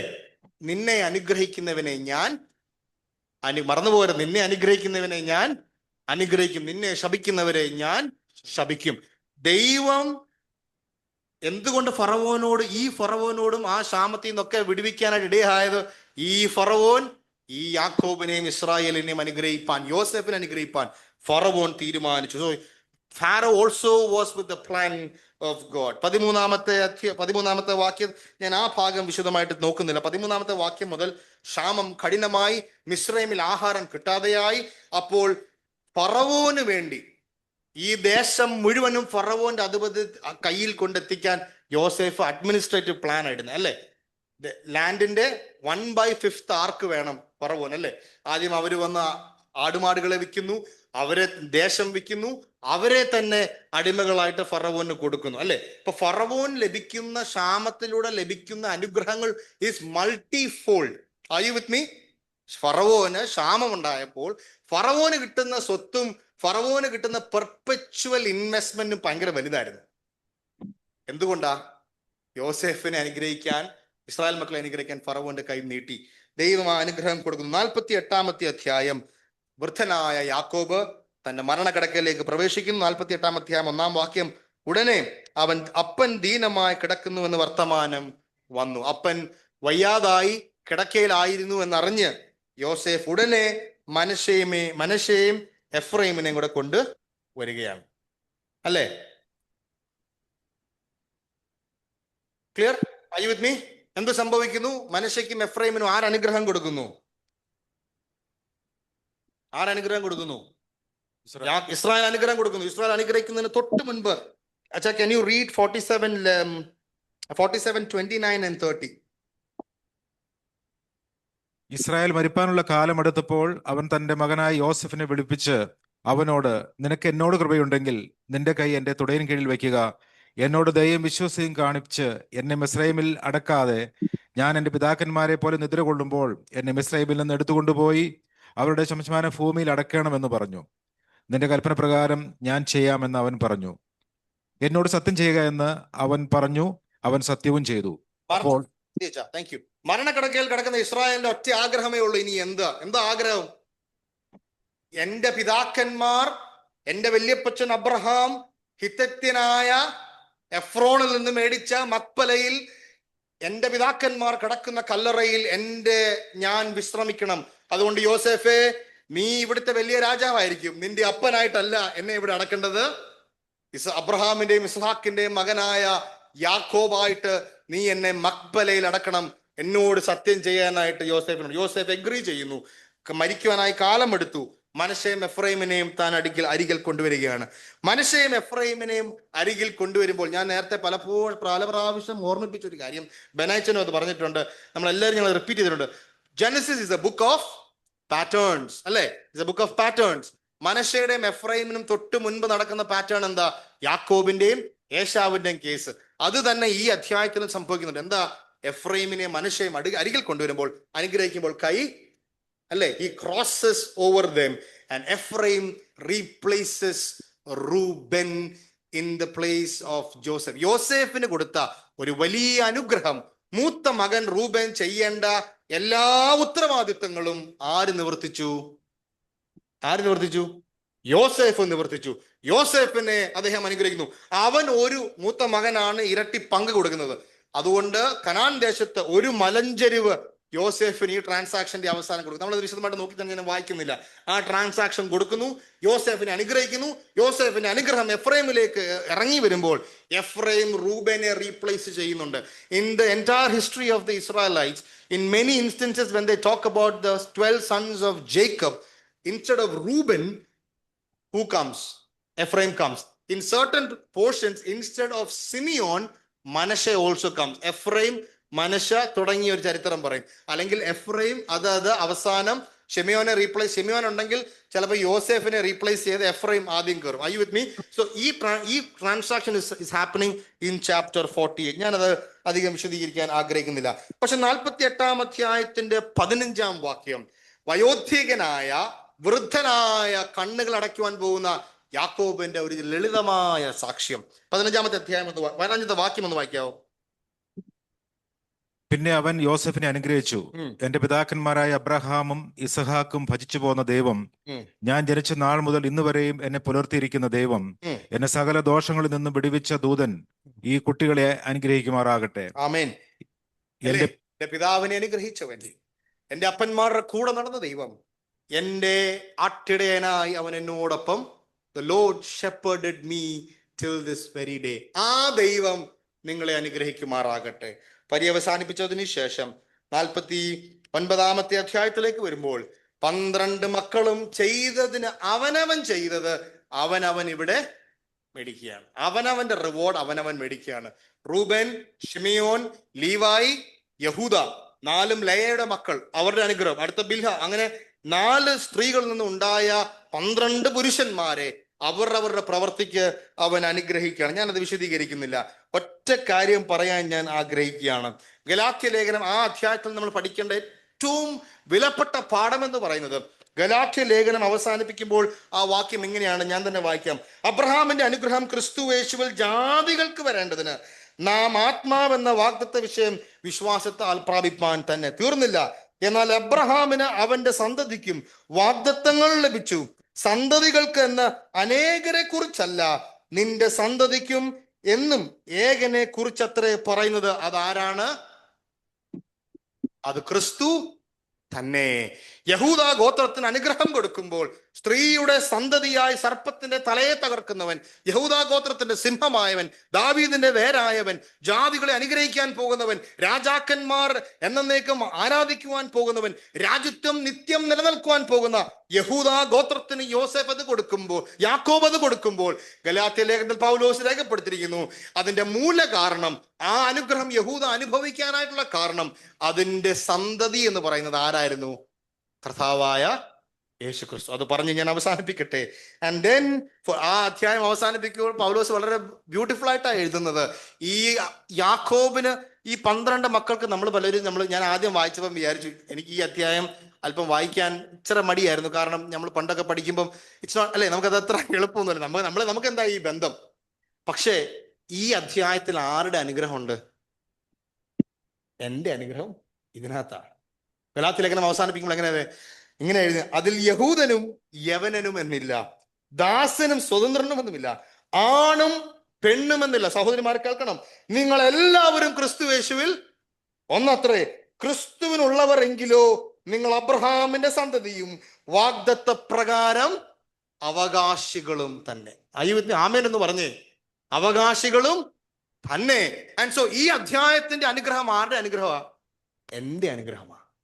കാരണം യഹൂദ ഗോത്രത്തിന് ദൈവം ഈ അനുഗ്രഹം കൊടുക്കുമ്പോൾ, തന്റെ പരമാധികാരത്തിൽ ഇത് കൊടുക്കുമ്പോൾ, അത് എനിക്കും ബാധകമായി വരുന്നതിന്റെ കാരണം അവനെ സ്വന്തം രക്ഷിതാവായി സ്വീകരിച്ച ഏവനും അബ്രഹാമിന്റെ സന്തതിയും യഹൂദാ ഗോത്രത്തിന്റെ സന്തതി പരമ്പരയുടെ അനുഗ്രഹവും ഞാൻ ഏറ്റുവാങ്ങുകയാണ്. And so 49 comes to an end. 29ാമത്തെ വാക്യത്തിൽ തന്റെ ജനത്തോട് മരിക്കുവാൻ പോകുന്ന യാക്കോബ് വീണ്ടും താൻ പറയുകയാണ്, ഹിത്യരായ എഫ്രോന്റെ നിലത്തിലെ ഗുഹയിൽ എന്റെ പിതാക്കന്മാരുടെ അടുക്കൽ എന്നെ അടക്കണം. കനാൻ ദേശത്ത് മേമ്രയ്ക്ക് സമീപം അബ്രഹാം ഹിത്യനായ എഫ്രോനോട് നിലത്തോടുകൂടെ ശ്മശാന ഭൂമി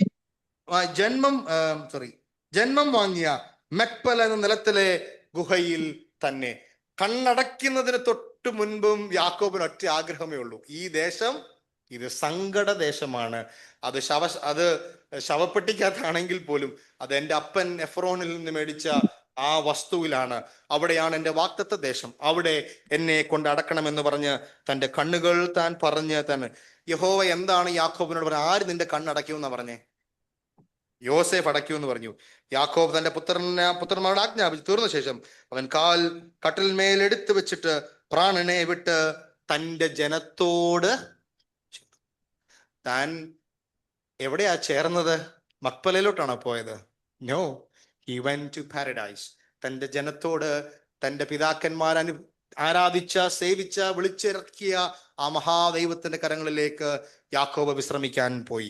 50-ാം അധ്യായം തുടങ്ങുമ്പോൾ ഇങ്ങനെയാണ്, അപ്പോൾ യോസേഫ് തൻ്റെ അപ്പന്റെ മുഖത്ത് വീണ് കരഞ്ഞ് അവനെ ക്ഷമിച്ചു. ആരാണ് കണ്ണടച്ചത് ഈ ട്രാൻസാക്ഷനിൽ? ആ മകൻ, ഈ പാട്രിയാക്കിന്റെ ഈ കണ്ണുകൾ അടച്ച് താൻ അന്ത്യചുംബനം നൽകി തൻ്റെ പിതാവിനെ യാത്ര അയക്കുകയാണ്. യോസേഫ് ആ ട്രാൻസാക്ഷൻ നിർത്തിയതിനു ശേഷം നമ്മൾ കണ്ട ഒരു വലിയ കാര്യം, this is A great morning, അല്ലെ? എത്ര പേരാ കരയാൻ പോയത്? എത്ര പേരാ അടക്കാൻ പോയത്? ഒരു വലിയ ജനസമൂഹം പോയി. മിസ്രൈംകാർ മുഴുവൻ ഇളകിപ്പോയി. ആ മിസ്രൈം കരഞ്ഞ കരച്ചില് കാരണം കനാൻ ദേശം അവർ കരഞ്ഞ സ്ഥലത്തിന് ഒരു പേരിട്ടു. എന്താ പേര്? ഓർമ്മയുണ്ടോ ആർക്കെങ്കിലും? ഏബേൽ മിസ്രൈം, ആബേൽ മിസ്രൈം എന്ന് പറഞ്ഞ, that was the weeping of Egyptians was so great, so they named it Abel Mizraim. അപ്പൻ മരിച്ചു കഴിഞ്ഞപ്പോൾ ആർക്ക് പ്രയാസമുണ്ടായി? 11 സഹോദരന്മാർ, അല്ല 10 സഹോദരന്മാർക്ക് ചങ്കിടിപ്പുണ്ടായി. എന്താ ചങ്കിടിപ്പ്?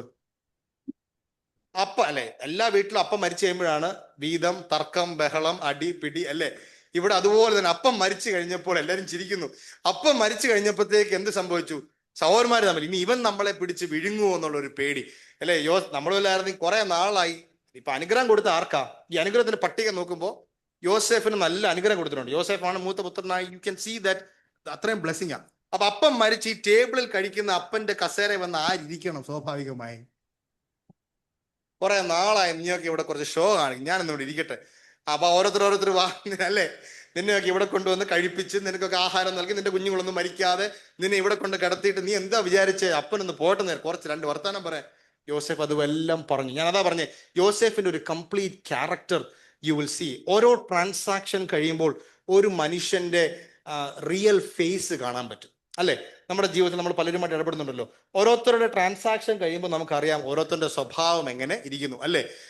മലയാളത്തിൽ ചൊല്ലുണ്ട്, അണ്ടിയോട് അടുക്കുമ്പോൾ പുളി അറിയാം. So you will know the real character of a man when it comes to the most intimate transactions. And when Joseph can take full control of the family and he could have lashed out on his brothers. You know what the Holy Spirit has recorded? Can you please read 50 verse 19 and 20, Manocha? യോസഫ് അവരോട്, നിങ്ങൾ ഭയപ്പെടേണ്ട. മതി, അടുത്ത വാക്യം വായിക്കണേ. Do not be afraid. അടുത്ത ചോദ്യമാണ് എന്നെ അതിശയിപ്പിച്ചത്. എന്താ ചോദിച്ചേ? ഞാൻ ദൈവത്തിന്റെ സ്ഥാനത്തിരിക്കുന്നു. ഞാൻ ദൈവത്തിന്റെ ആരാ ചോദിക്കുന്നത്? യഹൂദയാണോ ചോദിക്കുന്നത്? അല്ല. യാക്കോബാണോ ചോദിക്കുന്നത്? അല്ല. മിസ്രൈമിൽ 2ാമൻ, ഇവർക്ക് ആഹാരം കൊടുത്തവൻ, ഇവര് മരിച്ചു പോകാതെ ഈ കുഞ്ഞുങ്ങളെ 70 എണ്ണത്തിന് ഇവിടെ കൊണ്ട് ഗോശേൻ നല്ല ദേശത്ത് പാർത്ത യോസേഫായി ചോദിക്കുന്നേ. നമ്മൾ വല്ലമായിരുന്നെങ്കിൽ നമ്മൾ ഭയപ്പെടണമെന്നൊക്കെ പറഞ്ഞു കാണും. പക്ഷെ നമ്മളെന്ത് പറയും? എന്നെ മറന്നു പോകരുത്, ഞാൻ വരുമ്പോ എഴുന്നേറ്റ് നിന്നോണം, ഞാൻ കാരണമാണ് നീയൊക്കെ ജീവിക്കുന്നത്. ഒരു വാക്ക് പോലും യോസേഫ്. Are you getting the intensity of his character? Am I in the place of God? ഞാൻ ദൈവത്തിന്റെ സ്ഥാനത്താണോ? ആക്ച്വലി അവരെ സംബന്ധിച്ചിടത്തോളം ആരുടെ സ്ഥാനത്താ? ദൈവത്തിന്റെ സ്ഥാനത്ത്. കാരണം എല്ലാ അധികാരവും അവരുടെ മേൽ ചുമത്തുവാൻ കഴിയുന്ന ഒരു അധികാര സ്ഥാനത്തിരിക്കുന്ന യോസേഫ് പറയാണ്, ഞാൻ ആരാടാ? ദൈവമാണോ നിന്നെയൊക്കെ ശിക്ഷിക്കാൻ? ഞാൻ ആരാടാ? ദൈവമാണോ നിന്നെ വഴക്ക് പറയാൻ? വിട്ടേര്, ഞാൻ നിന്നോട് കരുണ കാണിക്കും, ഞാൻ നിന്നോട് ക്ഷമിച്ചത് ക്ഷമയാണ്, എൻ്റെ റെക്കൺസിലേഷൻ ട്രൂ ആണ്. അടുത്ത വാചകത്തിൽ റോമാലേഖനം 8-ാം അധ്യായത്തിന്റെ വാക്യത്തിന്റെ ആധാരമായി പൗലോസ് രേഖപ്പെടുത്താൻ കാരണം 20-ാമത്തെ വാക്യം വായിച്ചേ. നിങ്ങൾ എന്റെ നേരെ ദോഷം വിചാരിച്ചു. ദോഷം വിചാരിച്ചു.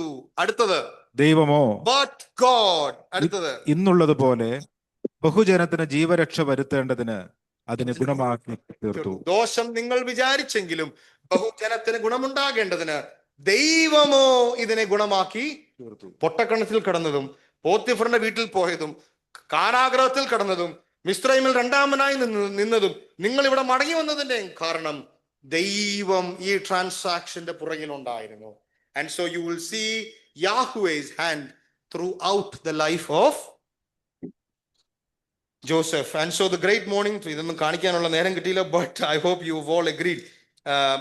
ഫറവോന്റെ ഒരു സ്വഭാവം കൂടെ പറയണം. ഫറവോൻ ഇത്രയും ഒരു വലിയ സൈന്യത്തെ, അല്ലെ, യോസേഫിന്റെ പിതാവ് മരിച്ചപ്പോൾ തന്നോടുള്ള ബഹുമാന സൂചകമായി ഒരു വലിയ സൈന്യത്തെയും കരയാൻ അല്ലെങ്കിൽ അവരോടൊപ്പം പോകാനും ഫറവോൻ അനുവദിച്ചു. But this is how it closes. 22-ാം അധ്യായം 22-ാമത്തെ വാക്യം എന്ത് സംഭവിക്കുന്നു?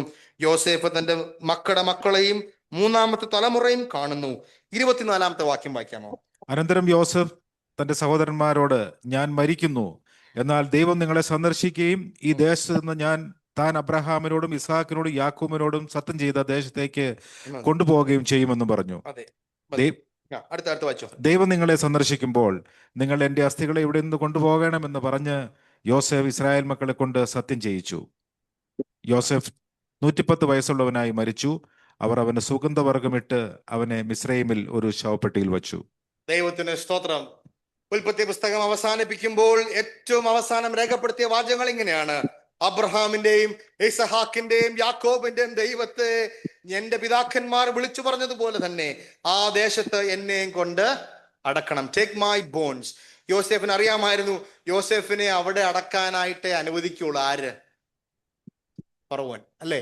തന്നെ എംബാം ചെയ്ത് അവിടുത്തെ ശവപ്പെട്ടിയിലാണ് ഫറവോൻ അവനെ വെച്ച്, അല്ലെ? വിട്ടുകൊടുക്കുവോ ഈ സഹോദരന്മാർ എന്ന് പറഞ്ഞാൽ? സമ്മതിക്കുമോ? കാരണം he's A second in charge.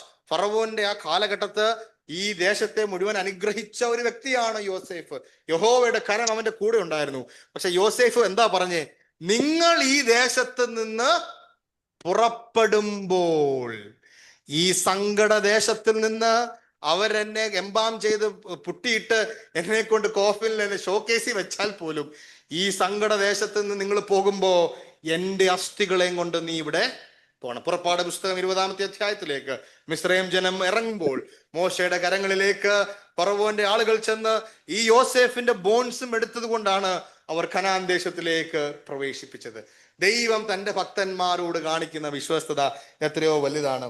ഞാൻ പറഞ്ഞ് അവസാനിപ്പിക്കുന്നതിന് മുൻപ് ഒരു കാര്യം കൂടെ പറയട്ടെ. 2 കാര്യങ്ങൾ. നമ്മളിപ്പോൾ ഒരുപാട് ആപ്ലിക്കേഷൻസ്, ഞാൻ ഈ വാക്യങ്ങൾ വായിച്ചത് നിങ്ങളുടെ ഹൃദയത്തിലെ ആപ്ലിക്കേഷൻസ് വരാൻ വേണ്ടിയാണ്. പക്ഷെ ഞാൻ 2 കാര്യങ്ങൾ ഞാൻ പറയാൻ ആഗ്രഹിക്കുന്നു. As we are closing the end of Genesis. First thing, men are fallible people. മനുഷ്യർ വീണുപോകും, അല്ലെ?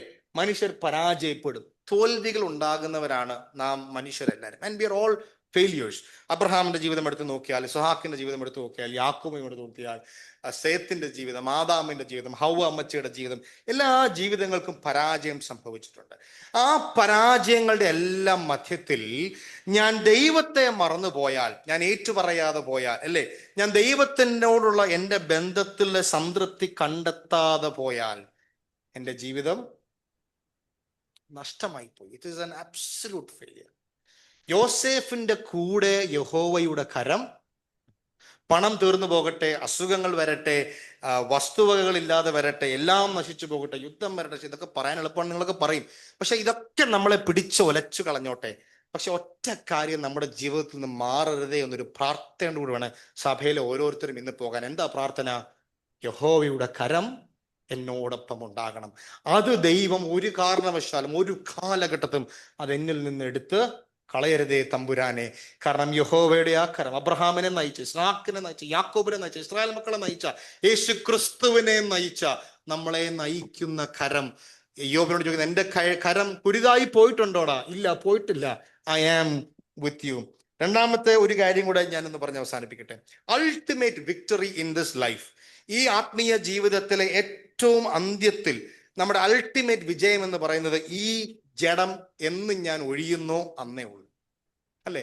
ഈ രക്ഷയുടെ പൂർത്തീകരണം, ഇതിന്റെ മനോഹാരിത, ഈ പാപം, ഈ ടെംപ്റ്റേഷൻ, ഈ ജഡം എന്നെ ഇങ്ങനെ വീർപ്പ് മുട്ടിച്ചുകൊണ്ടേയിരിക്കുകയാണ്. അത് അവസാനം വരെ വീർപ്പ് മുട്ടിക്കും. പക്ഷെ എൻ്റെ അൾട്ടിമേറ്റ് വിക്ടറി എന്ന് പറയുന്നത് ഞാൻ സ്വർഗത്തിലേക്ക്, ഞാൻ എൻ്റെ ഈ ദേഹം വിട്ട് എൻ്റെ ആത്മാവ് ദൈവസന്നിധിയിൽ പ്രവേശിക്കുകയാണ്. പക്ഷെ അത് അല്പം ഡിസ്റ്റന്റാ. ചിലപ്പോൾ നാളെ മരിക്കുന്നവരായിരിക്കും നാം ഓരോരുത്തരും, പക്ഷെ അത് അല്പം ഡിസ്റ്റന്റാ. പക്ഷേ there is one thing that we have assurance. അബ്രഹാമും ഇസ്ഹാക്കിന്റെയും യാക്കോബിന്റെയും യോസേഫിന്റെ ജീവിതത്തിൽ അവരെന്തില്ല അവരുടെ പ്രത്യാശ ഉണ്ടായിരുന്നു? വരുവാനിരിക്കുന്ന വാഗ്ദത്തത്തിൽ, നടക്കുവാൻ പോകുന്ന സംഭവത്തിൽ അവരുടെ സന്തോഷം, ദൈവം ഒരു ശുഭഭാവി അബ്രഹാമിന് കൊടുക്കുമെന്ന് അബ്രഹാമിന് അറിയാമായിരുന്നു. എന്താ അബ്രഹാമിനോട് പറഞ്ഞത്? അബ്രഹാം എന്താണ് പ്രത്യാശിച്ചത്? യേശു ക്രിസ്തു എന്ന ഈ പാപത്തിൽ നിന്ന് എന്നെ രക്ഷിക്കുന്ന ഒരുവനെ ഞാൻ കാണും, അല്ലെങ്കിൽ അവൻ ഇറങ്ങി വരുമെന്നുള്ളത് അബ്രഹാം നോക്കി പാർത്തു. അതുകൊണ്ടാണ് യോഹന്നാന്റെ സുവിശേഷത്തിൽ കർത്താവ് എന്താ പറയുന്നത്? എടാ, അല്ലേ, പരീശന്മാരും ഒക്കെ വന്നിട്ട് നീ ആരടാകുകയെന്ന് ചോദിച്ചപ്പോ കർത്താവ് എന്താ പറഞ്ഞേ? എടാ, നിന്റെ പിതാവായ അബ്രഹാം എൻ്റെ ദിവസത്തിന് വേണ്ടി കാത്തിരുന്നു. Do you know? He was waiting for my day. Canaan ദേശത്ത് പോയി അസ്ഥികൾ ഇടുന്നതായിരുന്നില്ല അബ്രഹാമിന്റെ സ്വപ്നം. അവന്റെ പാപത്തിൽ നിന്ന്, അദ്ദേഹത്തിന്റെ ജഡത്തിൽ നിന്ന് രക്ഷിക്കുവാൻ കഴിയുന്ന ദൈവത്തിന്റെ പുത്രൻ ഇറങ്ങി വരുമെന്ന് അബ്രഹാം വിശ്വാസത്താൽ നീതീകരിക്കപ്പെട്ടവൻ തനിക്ക് പ്രത്യാശയായിട്ടുണ്ടായിരുന്നു. ആ പ്രത്യാശയിൽ അബ്രഹാം നിലകൊണ്ടു. And he held fast to that faith. Isaac, Jacob and also finally Joseph. And so ഈ ഇൻവിൻസിബിൾ ഹോപ്പ്, ഈ പ്രത്യാശ, ഈ സ്നേഹത്തിൽ നിന്ന് എന്നെ വേർപിരിക്കുവാൻ ഒരു ശക്തിക്കും കഴിയില്ല. അതുകൊണ്ട് എൻ്റെ ശാരീരികമായുള്ള വീണ്ടെടുപ്പ് അല്പം താമസിച്ചാലും എനിക്ക് എന്നെ തകർത്ത് കളയുവാൻ കഴിയുന്ന ഒരു സംഭവത്തും എൻ്റെ വിശ്വാസത്തെ, എൻ്റെ സന്തോഷത്തെ, എൻ്റെ രക്ഷയെ, എൻ്റെ സ്നേഹത്തെ എടുത്തു കളയുവാൻ ഒരു ശക്തിക്കും കഴിയില്ല. ആ ബലത്തിലാണ് ഈ ദൈവപുരുഷന്മാരും അവരുടെ കുടുംബങ്ങളും അവര് മുന്നോട്ട് പോയത്. ഒരു വാക്യം കൂടെ ഞാൻ വായിച്ച് അവസാനിപ്പിക്കട്ടെ. കൂടാരം അടിച്ച ഈ പിതാക്കന്മാരെ പറ്റി എബ്രായ ലേഖനത്തിൽ ഇങ്ങനെയാണ് പറഞ്ഞത്. ആമേന, വിശ്വാസത്താൽ അവൻ വാഗ്ദത്ത ദേശത്ത് ഒരു അന്യദേശത്ത് എന്ന പോലെ ചെന്ന് വാഗ്ദത്തത്തിന് കൂട്ടവകാശികളായി ഇസഹാക്കിനോടും യാക്കോബിനോടും കൂടെ കൂടാരങ്ങളിൽ പാർത്തുകൊണ്ട് തീർന്നില്ല. അടുത്ത വാക്യം നിങ്ങൾ എന്നോട് ഏറ്റു പറയണം. ദൈവം ശില്പിയായി നിർമ്മിച്ചതും അടിസ്ഥാനങ്ങളുമുള്ളതായ നഗരത്തിനായി. What did Abraham wait for? He waited for an eternal Canaan. പാലും തേനും ഒഴുകുന്ന ദേശം മെറ്റീരിയൽ ആയിരുന്നു, അല്പകാലത്തേക്കായിരുന്നു. But Abraham waited for that eternal home. പ്രിയ ദൈവമക്കളെ, വിശ്വാസ ജീവിതത്തിന്റെ പല തുറകളിലാണ് നാം, അല്ലെ? കുഞ്ഞുങ്ങളുണ്ട്, പ്രായമുള്ളവരുണ്ട്, മധ്യവയസ്കരുണ്ട്, യൂത്ത്സ് ഉണ്ട്, വിവാഹം കഴിച്ചവരുണ്ട്, വിവാഹം കഴിക്കാൻ പോകുന്നവരുണ്ട്, കോളേജിൽ പോകുന്നവരുണ്ട്. Different ages of life. How do we understand the book of Genesis? The book of Genesis is a blessing because it is a book of beginnings, but also it is a book of hope. Also, it leads us that the ultimate person that can satisfy my life. നമ്മൾ എന്ത് നോക്കി പാർത്തോ? വിദ്യാഭ്യാസം നോക്കി പാർത്തോ? വിവാഹം നോക്കി പാർത്തോ? വസ്തുവകകൾ നോക്കി പാർത്തോ? സ്ഥാനമാനങ്ങൾ നോക്കി പാർത്തോ? എൻ്റെ അധ്വാനം നോക്കി? ഇനി എൻ്റെ ശുശ്രൂഷ തന്നെ ഞാൻ വലിയ സംഭവമായി കണ്ടാൽ പോലും അതിനൊന്നും സംതൃപ്തി നൽകാനായിട്ട് only God and God alone can satisfy my soul. എൻ്റെ പ്രാണനെ സാറ്റിസ്ഫൈ ചെയ്യുന്ന, കണ്ടന്റ്മെന്റിലേക്ക് കൊണ്ടുവരുന്ന ഈ ദൈവത്തിന് മാത്രമേ കഴിയുള്ളൂ. അതുകൊണ്ട് നാം ധൈര്യത്തോടെ കടന്നു പോവുകയാണ്. ഒരു പാട്ടിന്റെ അടി നാം പറഞ്ഞ് അവസാനിപ്പിച്ച് Golichan, who's praying? Golichan is praying. Golichan is coming. Alle, you're praying, no? Jimulcha told me you're praying. So when as he comes forward to pray, I want to sing 2 lines. ഇവിടെ ഞാൻ വെറും ഒരു പരദേശി പോൽ, ഇവിടുത്തെ പാർപ്പിടമോ വഴിയമ്പലം, ഇവിടെ എനിക്ക് ആര് തുണ ഇല്ലെങ്കിലും ഇണയാകും യേശുവോട് ചേർന്നാൽ മതി. എനിക്ക് എൻ്റെ യേശുവിനെ കണ്ടാൽ മതി. പ്രിയമുള്ളവരെ, നമ്മുടെ ഈ ജീവിതം പര്യവസാനിക്കുമ്പോഴുണ്ടല്ലോ, നാം സ്വർഗത്തിൽ ചെല്ലുമ്പോൾ സ്വർണ്ണ വീഥികളാണോ നോക്കുന്നത്, അതോ എൻ്റെ കർത്താവിനെ ഞാൻ നോക്കാനായിട്ട് കാംക്ഷിക്കുന്നു? അതുപോലുള്ള ഒരു ആത്മീയ ജീവിതം എനിക്ക് കർത്താവിനോട് ഇന്ന് ഉണ്ടോ? Do I really want to go to heaven? Do I really want to go to? കൂടാരം അടിച്ച അബ്രഹാമിന് ദൈവം ശില്പിയായ നഗരത്തിന് വേണ്ടി താൻ കാത്തിരുന്നു. നമ്മുടെയൊക്കെ നിപ്പും ഭാവം കണ്ടു കഴിഞ്ഞാൽ ഉടനെ ഒന്നും പോകുന്ന ലക്ഷണമൊന്നും നമുക്ക് വേണ്ട. ഇനി ദൈവം വിളിച്ചാൽ നമ്മുടെ കർത്താവ് ഒരു 10 വർഷം കൂടെ താ, അല്ലേ? We have the timeline. പക്ഷേ, do I really want to see Jesus. ജിമ്പിൾ ചാനോട് ചോദിച്ചാൽ ഹോർമോസ് ഒക്കെ ക്ലിയർ ആയിട്ട് പോയാൽ മതി എന്ന് ചിലപ്പം പറയുമായിരിക്കും അല്ലേ. But what I'm trying to say is, we want to see Jesus finally. എന്നെ സ്നേഹിച്ച, എൻ്റെ പ്രാണനെ തണുപ്പിച്ച, എൻ്റെ പ്രാണന് വേണ്ടി മരിച്ച, എനിക്ക് വേണ്ടി എൻ്റെ ജഡം എന്നെ കീഴ്പ്പെടുത്തുവാൻ കഴിയാത്ത ആ നിത്യമായ രക്ഷയുടെ പൂർത്തീകരണത്തിന് വേണ്ടി എൻ്റെ യേശുവിനെ എനിക്കൊന്ന് കണ്ടാൽ മതി. ധന്യനായ യോഹന്നാൻ തൻ ലേഖനം അവസാനിപ്പിക്കുമ്പോൾ പറയുന്നു, നാം അവനായിരിക്കുന്നത് പോലെ നാം അവനെ കാണും. കണ്ടിട്ട് യോഹന്നാൻ പറയുന്നു, ഞാൻ മരിച്ചവനെ പോലെ വീണു.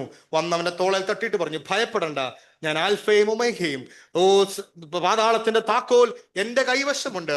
ജീവപുസ്തകത്തിൽ പേരെഴുതിയ എല്ലാവരെയും തന്റെ അടുക്കിലേക്ക് ക്ഷണിച്ച് ഒരു മഹാസംഗമത്തിലേക്ക് ദൈവത്തിന്റെ സഭയെ താൻ ഉയർത്തുവാൻ പോവുകയാണ്. ആ കൂട്ടത്തിൽ അബ്രഹാമും ഇസഹാക്കും യാക്കോബും നോക്കിപ്പാർത്ത ആ ശാശ്വതമായ ഭാവിയിലേക്ക് യവനെന്നല്ല, യഹൂദനെന്നല്ല, ആണും പെണ്ണുമെന്നല്ല, സ്വതന്ത്രനല്ല, സ്വാതന്ത്ര്യമുള്ളവനല്ല, ഇതെല്ലാവരും ഒരുമിച്ച് ദൈവത്തെ സേവിക്കുന്ന ഒരു ദിവസത്തിന് വേണ്ടി കാത്തിരിക്കുവാൻ പോവുകയാണ്. ഇവിടെ ഞാൻ വെറുമൊരു പരദേശി പോൽ, ഇവിടുത്തെ പാർപ്പിടമോ വഴിയമ്പലം.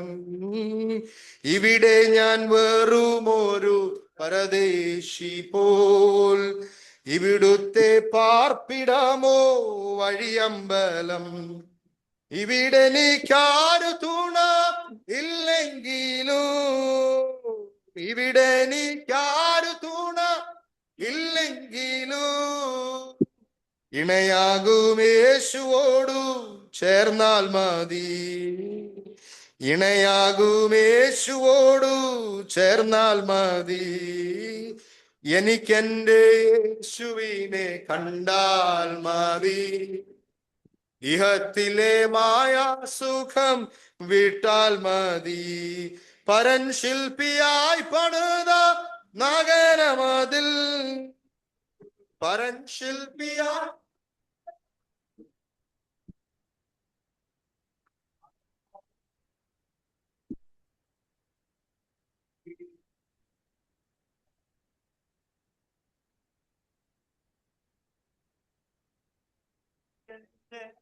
യേശുവിനെ കണ്ടാൽ മതി. ഇഹത്തിലെ മായാസുഖം വിട്ടാൽ മതി. നമുക്ക് പ്രിയ ടോബി ഉള്ളതായിരിക്കും നന്ദി പ്രത്യേകിച്ച് അറിയിക്കുന്നു. നമ്മൾ ആദ്യം ടോബി പറഞ്ഞപ്പോൾ പറഞ്ഞു നമ്മൾ 70 ആഴ്ച വട്ടം എന്ന് പറയാനിടയായി. ദാനിയേൽ പ്രവചനത്തിലെ ഒരു ദീർഘമായിരിക്കുന്ന വർഷത്തെക്കുറിച്ച് ആണ് പെട്ടെന്ന്